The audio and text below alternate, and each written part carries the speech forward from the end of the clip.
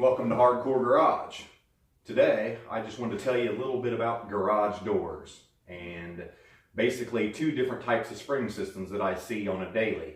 In this video, you're going to see two doors. They are the exact same kind of door, the exact same kind of opener, installed totally the same. The only thing different is the spring system on them. The first door is the Wayne Dalton Torque Master spring, which is a 1/2-inch diameter spring inside of a steel tube. Looks nice and neat, sounds like hell, operates so-so. The second one is the traditional torsion spring, which you probably see in almost everyone's house. It is the best spring system that there is, as far as I'm concerned. Some people might say that's my opinion.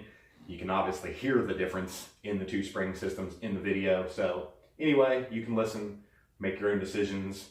But this is usually what I do is convert them over to the traditional torsion when the Torque Master fails. So check it out.